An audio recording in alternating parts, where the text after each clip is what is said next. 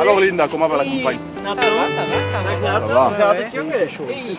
Ici à Ganzourn, c'est la première fois qu'on va déposer une liste pour la NVA. On se présentera donc la première fois avec plusieurs candidats. Pour nous, c'est très important d'avoir les voix des néerlandophones, mais aussi des voix des francophones. C'est la première fois qu'il y a une liste de la NVA à Ganzourn. Même avant, il n'y avait jamais une liste de la Volksunie ici. Et les points qui sont le plus importants, c'est la sécurité, le respect pour les deux langues, pour le néerlandais et pour le français. Et comme vous savez aussi, j'ai beaucoup de respect pour la communauté congolaise. Il y a aussi une communauté congolaise ici à Ganzourn et j'ai des bons contacts avec cette communauté et j'espère aussi d'avoir les voix de la communauté congolaise ici à Ganzourn. Mais je sais que j'ai des bons contacts avec votre communauté, mais j'espère d'avoir toutes les voix des Congolaises pour la NVA parce que vous savez, au Parlement, moi-même et mes collègues, Peter Leux et les autres députés de la NVA, on a fait beaucoup dans le Parlement pour le Congo. J'étais observateur à Lubumbashi, j'étais aussi plusieurs jours à Kinshasa et donc j'espère que les Congolaises donnent leur voix à la NVA parce que c'est la NVA qui suit le dossier des élections, qui suit les problèmes au Congo, la pauvreté, tous les problèmes du Congo. Et donc, j'espère que la communauté congolaise donne leur voix à la NVA. Je voudrais savoir vraiment la vérité des urnes. La vérité des urnes, qui est donc les élections présidentielles et parlementaires en novembre 2011. On est presque un an plus tard, mais on ne connaît pas encore la vérité des urnes. Et donc, ça, c'est une chose que je vais suivre, bien sûr, au Parlement. Et ça, c'est un message très clair pour la communauté congolaise ici à Ganzourn et aussi dans les autres communes à Bruxelles et en Flandre. Mais on doit être réaliste, bien sûr. C'est le jour des élections qui est le plus important. Donc, on ne doit pas rêver, on doit être réaliste. Et donc, j'espère qu'on gagnera beaucoup des voix partout en Flandre, mais aussi parce que le cas est très spécifique à Bruxelles. Les sondages de 40%, ça c'est, je pense, un peu exagéré, surtout à Bruxelles. Mais je pense qu'on aura aussi beaucoup de voix des électeurs, aussi de la communauté congolaise pour la NVA. In het Nederlands dan hoop ik ook dat de Congolese gemeenschap haar stem zal uitbrengen voor de NVA. Wij willen de belangen van de Congolese gemeenschap. Wij volgen het dossier van Congo, de moeilijkheden rond Kabila, Tshisekedi. Wij volgen dat op en wij hopen dan ook dat de Congolese gemeenschap hier in Brussel, maar overal in Vlaanderen, ook voor de NVA zal stemmen. Wij hebben dan ook een zeer goede kandidaat van Congolese afkomst, dat is Linda Mbungu, die kandidaat is voor NVA in Brusselstad. En zij verdient de steun van de Congolese gemeenschap. Donc, pour les Congolais de Bruxelles-Ville, j'espère qu'ils votent aussi pour notre candidat d'origine congolaise, Linda Mbungu, qui se présente à Bruxelles-Ville. Elle est sur la 4e place, 5e place sur la liste. Mais déjà, comme mon collègue candidat Karl Van Laue l'a dit, disons que nous, la NVA, depuis le début, on a toujours donné un message positif concernant le Congo. On a toujours bien suivi les dossiers du Congo concernant les élections, concernant les problématiques qui se trouvent à Kivu et tout ça. Le NVA a toujours dénoncé les problèmes du Congo et voilà quoi. Donc c'est une des raisons pourquoi les Congolais devraient voter pour la NVA parce que nous on soutient la communauté congolaise. Si moi je suis candidate pour la NVA, que ce n'est pas juste ce qu'on dit sur la NVA. La NVA n'est pas contre les étrangers. C'est juste que ce que la NVA veut, c'est que chaque étranger qui vient dans le pays s'adapte, s'intègre. C'est tout à fait normal. Nous aussi, Congolais, on veut que les gens qui viennent dans notre pays Congo, qui s'intègrent dans la société et qu'ils ne prennent pas le dessus sur notre pays. C'est la même chose pour la NVA. Wel, in het Nederlands dan, ik zou zeggen dat de Congolezen voor de NVA zouden moeten stemmen omdat wij altijd de Congo... dat wij... NVA is een partij die altijd een positieve standpunt heeft opgenomen voor de Congolezen en voor Congo en voor al zijn problematiek. En dat is een van de redenen waarom dat zij een stem zouden moeten geven aan NVA. Déjà, ce que je dis aux électeurs, c'est que nous allons pour un programme qui est vraiment très élaboré au niveau de sécurité, bien sûr, parce que ça, c'est quelque chose qui perturbe les gens aussi pour le moment, qui ne peuvent plus sortir dans la rue, qui a vraiment beaucoup d'insécurité et beaucoup de délinquance. Alors, au niveau aussi de propreté, parce que je trouve que c'est très important aussi que la ville devienne une ville à tout le monde. Hein, donc, vraiment, qu'il y a de la place pour tout le monde, mais d'une façon tout à fait respectueuse. On est un parti qui est tout à fait ouvert, vous allez voir ça dans notre liste.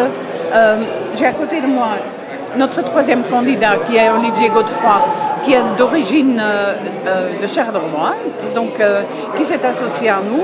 On a Linda, que vous avez déjà parlé auparavant. Linda, elle est originaire du Congo. Alors, on a encore une personne d'origine allemande et on a une personne d'origine turque sur notre liste. Donc, on est vraiment très ouvert à tous les gens qui habitent Bruxelles et qui habitent Bruxelles en bonne société. Voilà. Un mot par rapport à Magda. Je dirais que Magda, comme moi-même, sommes engagés pour essayer de changer les choses à Bruxelles, parce qu'effectivement, si les électeurs veulent la même chose que les dernières années, bien, ils doivent continuer à voter pour les mêmes partis, mais s'ils veulent changer. Et Magda a cité les points qui sont la sécurité, l'intégration de tout le monde, la saleté. Donc ça sont vraiment les points qui doivent changer à Bruxelles. Organisation, meilleure gestion, et pour tous les Bruxellois. Donc la NVA n'est pas un parti qui est uniquement pour les Flamands, la NVA est un parti pour tous les Bruxellois qui vivent et s'intègrent et ont envie de grandir à Bruxelles.